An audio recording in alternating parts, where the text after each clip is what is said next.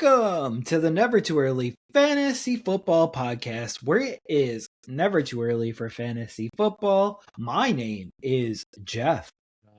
Alex. As always, thank you for downloading, listening, liking, and commenting on our podcast videos. Please join our community by subscribing to us on the socials. Our handle on all platforms is at N2E We're also available on all major podcasting apps by searching N2E Fantasy. Alex, what do we have on today's show? On this episode of the Never Too Early Fantasy Football Podcast, we are revealing our top 2026 fantasy football busts. And this is the week after we just did the sleepers. Now we've got to do the negative side. Jeff, do you want to get us started with your number 7 bust? Sure, absolutely. It's a tight end, and I'm going to go with Dallas Goedert here. He's currently going in the 10th round of drafts, and I have him a 13th round draft pick this year, so full 42 spots lower. Is it just age? Is it competition? I think this is his last year in the offense, and I think he'll slowly be phased out. So he may start strong, but he's a guy that'll be phased out by the end of the year. All right. Well, I also have a tight end here, and that is Brenton Strange out of Jacksonville. They have way too many wide receivers. They added 2 more tight ends in this draft class. I foresee potentially the beginning of the end for Strange, but he's got too many over-the-middle wide receivers to compete with. He's got Jacoby Myers. He's got potentially Travis Hunter. And even if he's primarily a corner, they're going to use him in 3 wide receiver sets, most likely. And he's got my boy Parker Washington now, who had emerged last year. And not to mention that they have the vertical threat in Brian Thomas Jr. So too many mouths to feed. Potential replacements at tight end were drafted. I'm fading Brenton Strange pretty hard. Yeah, and I think that's totally fair. And I don't hate that one. I just, what tight end is he going right now? Did you say? He, I believe, is going tight end 20 or higher. Perfect. And you just wouldn't draft him at all, right? Yeah. Right. Who is your number 6? We both started with tight ends. I am continuing with the tight end here at number 6, and that is Oronde Gadsden. With the Los Angeles Chargers, they added 2 new tight ends and bringing Kohler over from the Ravens, as well as David Njoku from the Cleveland Browns. Both of them are no slouches, and Njoku is a more established receiving tight end than Gadsden is. Not to mention, they still have some good wide receivers here that are developing and now get to be involved in the Mike McDaniel offense. Don't fully disagree with you there. Njoku obviously throws a little wrench into the plan, but if you remember correctly, Njoku was passed by Harold Fannin Jr., a rookie last year, and I think Gadsden is a equally as qualified rookie, so these guys should split time, but as you were saying, should ruin his opportunities at least for 2026, but he should be squarely in the top 10 of tight ends in 2027. I don't know about that, but I will say Njoku, it's just a 1-year deal for now. Yeah, it's hard for me to trust Gadsden. All right. I hope you're wrong there, because I definitely have some pieces of Gadsden, and I need him to come through. But my number 6 is going 23 spots ahead of where I'm comfortable taking him, so I very clearly will not get any shares of him. It's almost 2 full rounds ahead, and that is Ricky Pearsall. With the addition of Mike Evans and Christian Kirk, and they still have CMC and George Kittle, and I just think that Ricky Pearsall is going to be phased out of this offense this year. I don't know what he is or isn't right now. I am a sit this one out on Pearsall and see what happens this year kind of person, so I get him being on the bust list. I'm trying to think. They also drafted a wide receiver 33rd overall in this draft class Dribbling. as well. Scribbling. I think Pearsall still has it in him to be good. He got stabbed year one as a rookie Shot. and shot just like Brian Robinson Jr. I have one on one list and one on the other. I mean, this is equal opportunity. And last year he was dealing with injuries as well, so we will see if he can stay healthy, if he can develop more as a wide receiver. They are 4 wide receivers deep, I think, with the guys that you Yep. mentioned. Yep, and they also have a tight end and a pass catching running back. So it's going to be very hard for him to get his chunk of the target pie. All right. Who is your number 5? Number 5 is a guy returning from an ACL injury, and that is Patrick Mahomes, who is going about 2 rounds earlier than I would like him to. And I think his rushing ability will be down this year. And without that, I don't think that he can get into the upper echelon of quarterbacks where folks are still taking him. I actually have him as my honorable mention. So I am on board Finally. with you there. And funny enough, I have a different quarterback at my number 5. I have Jalen Hurts here. He's currently going as the quarterback 5, and I think that is incredibly high. They're trying to switch their offensive focus from passing outside and basically giving Saquon Barkley 400 touches a game, what it feels like. If not 100% accurate, it's pretty close to that. They're trying to get the ball over the middle, which is why they got Stowers in the draft class. It's why they got the rookie wide receiver Lemon in this draft class to try to get over the middle, and that's something Jalen Hurts has struggled with in his career. Maybe they can fix it, but if he continues to be poor over the middle, this is going to blow up in their faces, and I have a hard time thinking that he will produce at the QB5 level. Not to say he won't still be a top 12 guy, but he's going too high. All right. So I have until this post to trade him in a dynasty league. So I am open to trading him in the dynasty league. That has never been a debate. I think I have Dak Prescott as my backup, and I would rather start and roll out Dak. All right. My number 4 here is Bashal Tootin. I don't like his profile. I wasn't a super fan of him coming into the league. He's been a danger at dropping the football, and now they brought in teacher's pet Chris Rodriguez to compete with him in Jacksonville.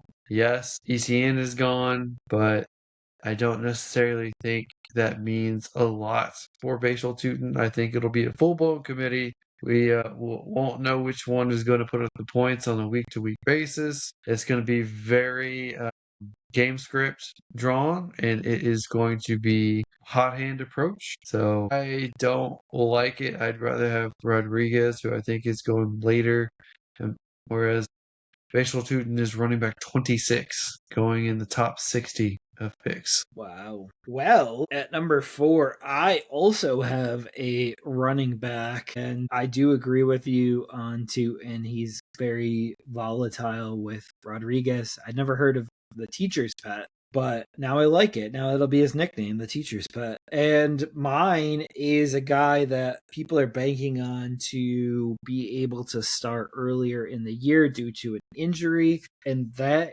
is my number 2 rookie pick, actually. So this is kind of funny, but it's Jadarian Price, and I believe he's a 5th rounder right now. He's going 55th overall. That is way too high for this rookie running back in redraft. So just because I think he'll have a great career does not mean that I think he'll have a great 2026 like that, where he needs to go in a spot where he's got to start all year, because that's your flex spot, so you should be drafting there. Oh man, that's interesting because you're a big dynasty proponent of him. Yeah. I just I don't think his almost 2026 is it. I almost have the reverse take of you. I don't like him as a dynasty asset, but I think his short-term upside is tremendous. I almost want to say as a fifth round pick, he's probably priced appropriately for my threshold because who knows when Charbonnet's back. I don't really like the other running backs on that roster. The only downside for me is I don't know what the offense is going to be with Kubiak gone. So will it be better or worse? Will it feature running back one, or will it still be a committee approach? I don't know. So there's some unknowns. I can totally see the risk there for year one. It's just who else are they going to hand the ball to? Emmanuel Wilson. I mean, he's going to take touches, but I hear everything that you're saying. He's a first round running back, but 55th overall is very rich for my blood. He's a guy that needs to be in starting lineups all year if you're going to do 55th overall. And I don't think he's that guy. I'd rather take a David Montgomery or someone else around that area. Montgomery might be a fourth rounder at this point, but still. I think Montgomery would be higher. Well, if you did a robust running back build and he was your RB3, would you feel better about that? Who would my flex be? Would it be my RB3 or would it be my fourth receiver, or second or third receiver? I think there's so many receivers nowadays. You could potentially find your breakout or surprise wide receiver later in the draft. I'd rather have the ability to leave Price on my bench until he proves it. And I don't think at Alright. that price you can do that. No pun Ha intended. ha ha ha ha ha. I think regardless, Jeff, I think there are going to be people that are higher on him than both of us. So I doubt either one of us is getting him in a redraft league. All right, Alex, this is where we get contentious here at number 3 and potentially at my 2 and my 1. We could get contentious here with all 3 of my busts here.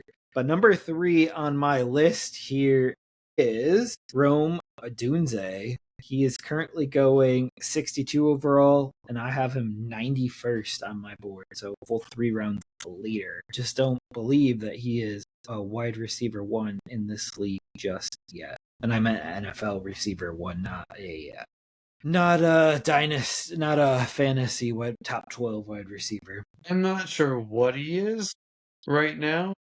I Exactly. think talent-wise, he has the potential to be the number one on his team, but I think that is shifting over to Luther Burden, and Rome is probably taking the number 2 wide receiver role, the number 3 receiving option on that team. So I think he could still be wide receiver 3, maybe earn his way to a wide receiver 2 role in fantasy, but You'd have to think. I it really depends on where he's going. Like where did you say he was going right now? So he is currently going ADP 62, the 5th round, and I have him as an 8th round pick. Let's see. Would you Probably take will not. Christian Watson over him? Probably not. Well, there's guys like Jordan Tyson and Cortland Sutton that I would take over him. Mm-hmm. I bet you would go Chris Jaden Godwin Reed. over him. Yep, I would go him, and I would go Jaden Reed over him. Interesting. Jaden Yeah, Reed's more the health thing. he is going probably too high. Yep. I think that when DJ Moore got shipped off, I don't think DJ Moore did a ton last year. I don't think this changes the offense that much, and I think everyone's expecting these two to take off.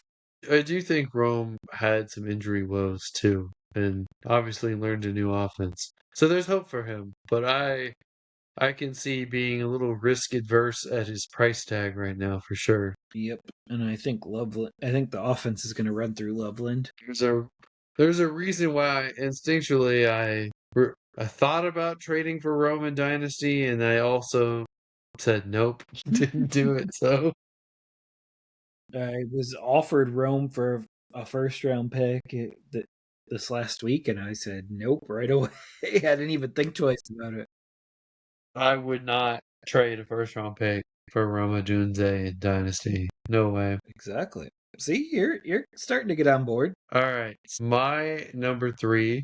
No surprise after last week, I have Bucky Irving here as a repeat annual bust. Keep putting them on I there until it sticks, right? I mean, it worked last year, to be honest with you. Right now, he's being drafted as RB20, so people are starting to bake in his injury and the risk and concern there. I think he'll probably his end of the year stats will drop below this point. So I can't justify that. He's gonna have boom weeks where you're gonna be like, see, he is That'll be straight overall. Yeah, overall, I don't think he's gonna finish there in the top 12. He's not gonna be in the top 20 of running backs. Let's see. Now you're making me look to see what I have him at here.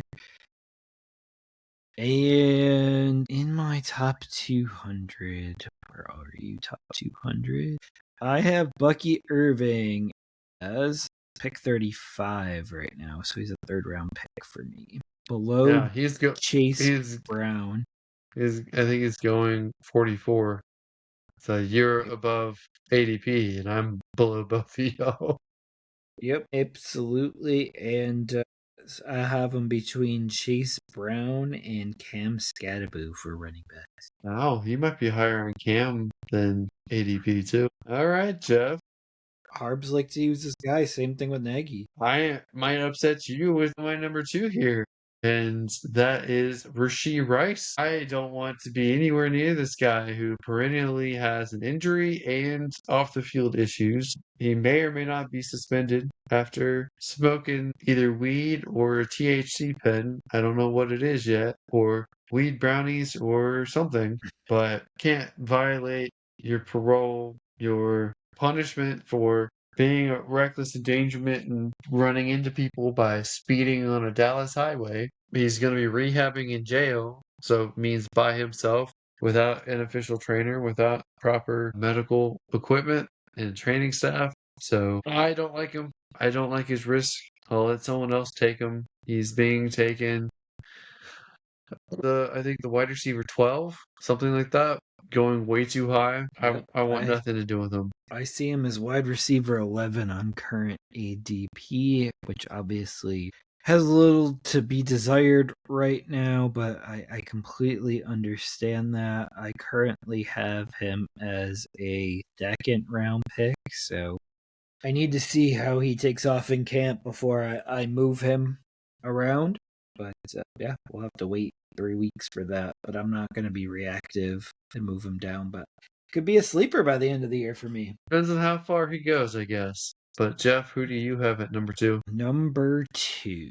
I, at number 2, have Carnell Tate, who is going as 73 overall. I have him at 133 overall right now. That offense is going to be hard to get targets in. And I know they took Carnell Tate very high. And I think he'll have a much better 2027 for the target pie. I think 2026 is going to be very hard to get and stay on the field for him. Well, he's going as the wide receiver 30, and I think that's a reasonable. Yeah, you just have a second year quarterback who's not going to throw for a ton of yards, and he's going to have to support Ridley, and he's going to have to support Kyle Manor and DK and Robinson and Pollard and Spears, and there's just so many mouths to feed on this offense right now. Well, Robinson, I'm not concerned about. DK, I'm not concerned about. I like Aminor. I don't know what they're going to do with him. I do think Wandale. Do they have 2 Robinsons on this team now? Wandale is. No, Who am I thinking of? Who is the former Atlanta guy? Ridley. Ridley. Ridley's dust. So I'm not worried about Ridley. Wandale is going to get a lot of targets. They haven't had a tight end that truly emerged on this team yet. They spent the 4th overall pick on Tate. I think they will use Tate. So Yeah, they have 30 Gunnar is. Helm. I like Gunnar Helm, but again, he hasn't done anything yet. We'll see. Tate at 30 is reasonable for me, to be honest with you. My hardest part here is just spreading out the stats because they obviously have Pollard, Spears, Singleton at the running back position. They have Tate, Robinson, Ridley, Kyle Manor, DK, and Osborne at receiver. They did sign Daniel Bellinger at tight end as well. So I don't know where all the targets go in this particular offense. So it's just more me hedging my bet on that one. Yeah, I think for dynasty purposes, I think we can imagine Ridley isn't long for this team. but redraft, he might take some targets this year. I wouldn't count on Tate to be a top 24 guy. I think 30 is a reasonable price. I can see not thinking he'll be that productive this year, and that's fine. It's weird to me that Tyson is going a few spots below him and not like right next to him. Yeah, I need to see how it shakes out, and I don't know how it's all going to gel together this year, to be honest. So Tate was what number for your bust? Number two. Who is your number one? Alex, you're my number. This is the bust list. Never mind. Never mind. Never mind.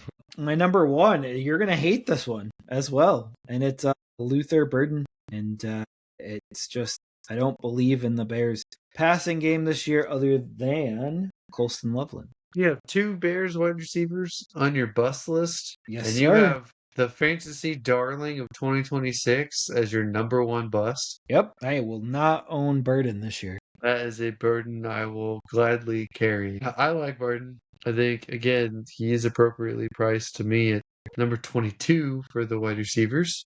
That's crazy.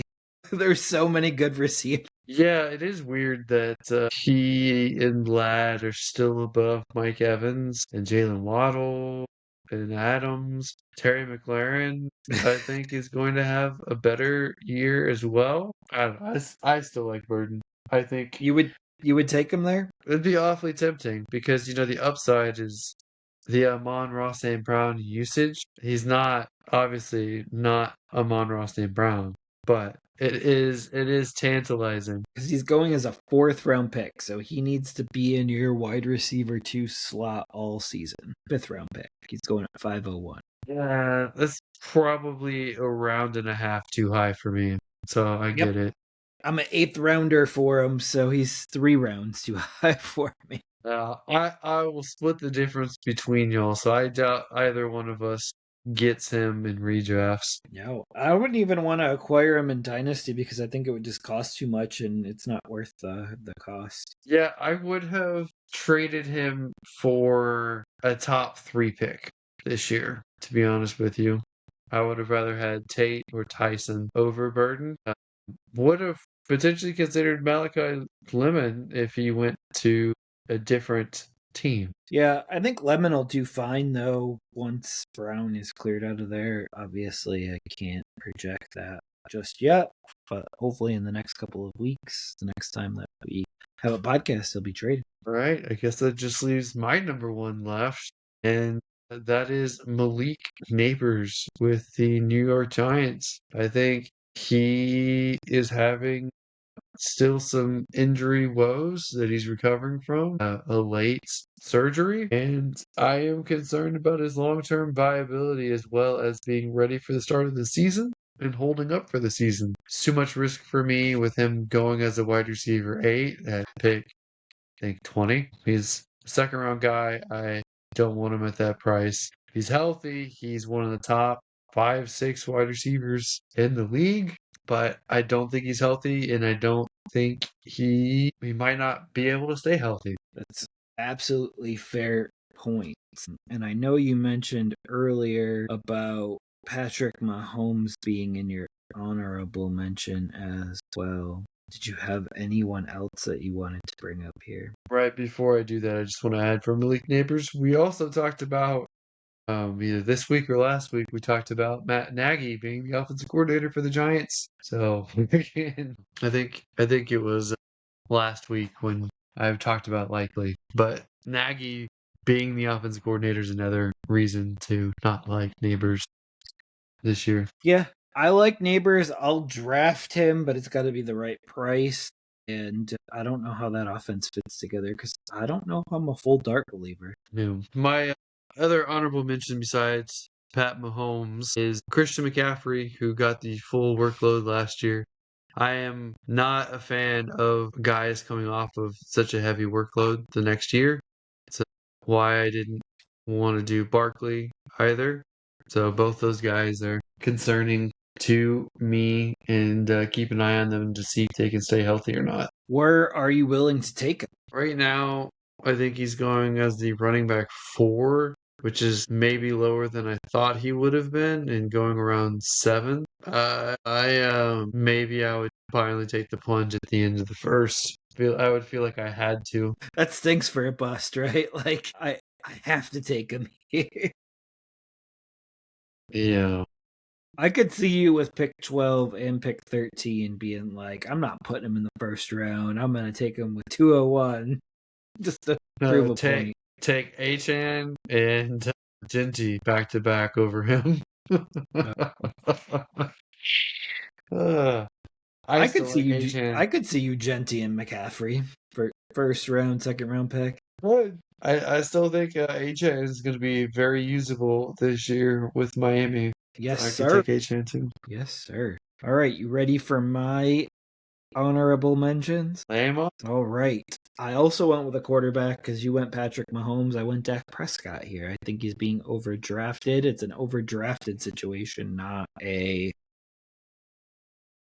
I think he's going to be a terrible quarterback situation, but I think he's like a 6th or 7th round pick, and I'm not willing to go that high for Dak Prescott. The theory on that is everyone is trying to pair CD and Pickens with Dak. So the CD owners and the Pickens owners are competing over taking Dak Prescott to stack their team, which is raising up Dak's ADP. I don't love that. The other owner could have him if I have one of those two receivers. And right now, he probably should have made my list as of today. But as I mentioned, we might have a trade coming down the pike in the next few weeks. He made an honorable mention for right now, and it's Devontae Smith. So I just don't You're on buy your into sleeper him. list, Jeff. The opposite. Yep. What you should do is if no trade happens, he's on your bust list. If a trade happens and sends Brown away, he's on your sleeper list. Yeah, I mean he'll obviously raise up the boards, but I think he's being overdrafted as the Brown replacement already, and that hasn't happened yet. So that's the what it looks like is happening with his ADP right now. I would prefer Lemon over him, especially if they want to pass more in the middle. No, we'll see if they can even functionally pass in the middle. Might have to They'll break switch out McKee. quarterbacks to Dalton. Yeah, I'd rather go with McKee before I turn to Dalton, to be honest with you. So, in no world will Dalton be the third quarterback. Why trade for him unless they have something else coming down the pike? You think they trade one of their quarterbacks as part of the Brown deal, and that gets a pick bumped up higher? It could be, but I mean, if they go to New England, like May's going to start all 17 for the most likeliest scenarios. Yeah, but who's their backup if May gets hurt? They don't really have a good backup, right? Come on, it's Tommy DeVito. He's a third guy. You We can love both him though. we can both acknowledge he's a third. I'm still old enough to remember you pounding the table for him to start in the Half of that was just to mess with you, but he was the best quarterback on the New York team. That is fair. I thought they had nope, they don't have anyone else. So it is possible. I mean, it'd be such a waste of Tanner McKee to go there if they traded him. I mean, maybe they're flipping Dalton over there. That's so not inspiring though.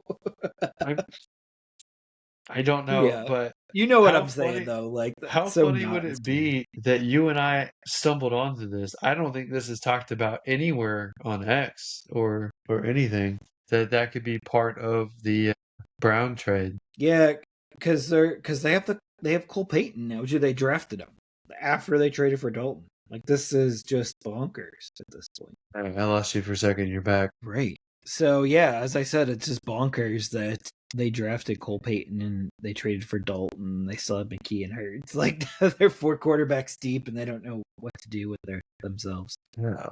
I personally, I think they should keep McKee, but McKee might make sense to be the guy that's out with Dalton as the short-term vet backup, and the young guys developing to potentially replace Hurts. Yep, that could happen sooner rather than later at this point. But I don't no other than Tanner McKee who could do that. All right. All right. Well, I think that does it for this episode of the Never Too Early Fantasy Football Podcast. Thank you all for downloading this episode and listening. And please don't forget to like and subscribe. Please leave us a comment and share the show. Every little bit helps. You can find us on all podcasting apps by searching N2 Fantasy and with our handle at N2E Fantasy on all social media platforms. Please join our community and give us a follow. Until next time, take care of yourselves and remember, it's truly never too early for fantasy football. Thank you again. Bye, everybody.